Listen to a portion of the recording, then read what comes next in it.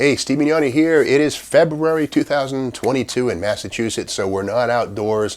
There's snow and there's ice out there, so we can't do the junkyard crawl. And in fact, even the muscle car crawl with our friends at High Octane Classics, not possible today. So instead, we're doing more model car stuff and some history about the automobile, of course.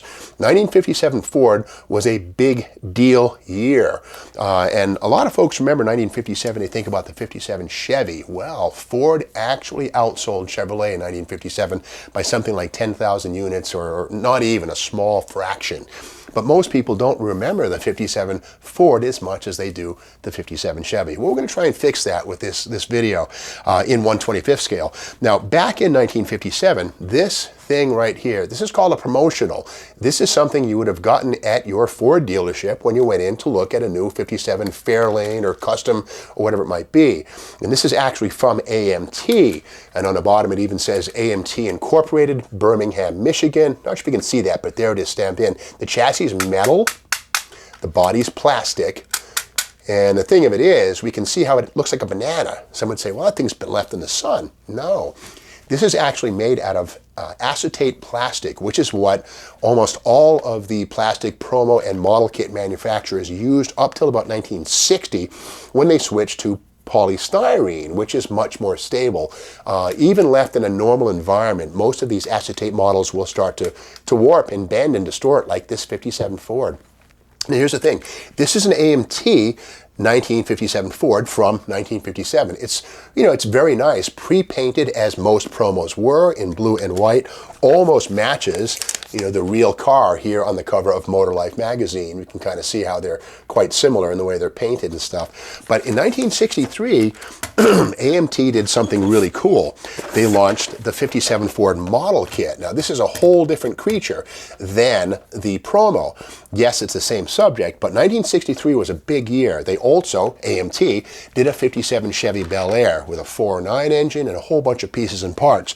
And the beauty of the AMT 57 Ford, and here's one here built up, is that it's far better than the promo. You can see here it's like just, well, it's not warped, but beyond that, this one here, built straight out of the box, has opening doors, which was really quite an advance for a model kit. Opening doors, opening hood, and keep in mind that 1957 was the year that Ford adopted the Thunderbird's front hinged hood. Now, two things, it's very sporty, it reminds you of the Thunderbird, and it was also a safety advance. Now, Ford was big on the safety thing starting in 56, and the lifeguard design, they called it. The beauty of a forward hinged hood is that wind can't blow it up if there's any kind of a latch failure. But again, this is just a beautiful model. Again, rendered in 1963 or so for the first time, the 57 Ford. And again, both doors open, the hood opens, and beyond all that, the chassis is amazingly detailed. We can see here the Ford 9-inch rear axle seen for the first time ever in 1957. Full frame design, steering front wheels, and even very detailed hubcaps, and just a nice model right here. Now this model, it's a pretty easy build, and to this very day you can still get these. Round 2 makes these things. It's called AMT by Round 2. The folks, Tom Lowe and the bunch at Round 2, have taken all of the old AMT tools and, you know, dusted them off, and they still make these kits. And they're pretty affordable, 30, 40 bucks, something like that. But something that's different about these versus the old days is that the bodies come with a plastic or a cardboard insert right here. One of the classic issues is, in the haste of packaging and manufacture at AMT, these things would be warm, and in some cases, out of the mold, the top would get squished in the box and distort. Well, AMT by Round 2 has dealt with that by, again, in adding these cardboard fillers, so the roof on this is nice and flat, nice and straight, no distortion. And we also see this web here inside of the door. Without that, you know, keeping this body flat and free of twisting and stuff while it's being injection molded would be difficult. So these things, of course, you trim out before you build the car, but just ways that Round 2 and AMT make this model live on pretty much forever.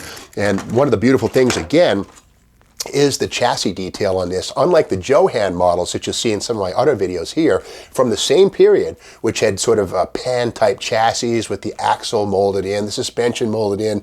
The only negative here is that the dual exhaust is molded in, but that's okay. The leaf springs, the Ford 9-inch, the front suspension, all of it workable. That stuff, very, very educational for kids building models. The chrome tree is also very good. It gives you the options of custom wheels or the Ford hubcaps. A McCulloch supercharger right here, which is actually a factory option. Chrome grille, and just a really great first model if you're a model car builder.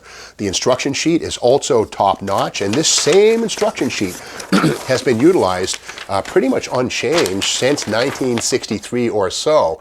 And I love this. When I was a kid, I used to see the shaded drawing right there. It just to me was like, wow, I want to someday be able to draw like that. I still can't, but with that said, it was just an inspiration.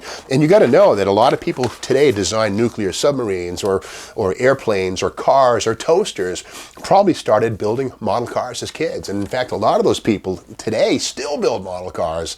And here's the decal sheet. And again, round 2, AMT, brought back this kit and they expanded on the decal sheet, and this is pretty cool. The flames are nice, the numbers on the side, and so it gives you an option to make it even more cool. Now, one thing too is that Revell also did and does a Ford 1957 Ford. This is their, I think, the Del Rio wagon. Now, I've done my thing with this one. I've altered the wheelbase. It looks kind of goofy. This is one of my funny car folk arts where I slice it and dice it and chop it. But again, we can see where Revell and AMT both took on the 57 Ford. They're similar, but certainly very different kits. The nose, the grill, all that stuff, they both took their own approach to the 57 Ford, and they're both excellent.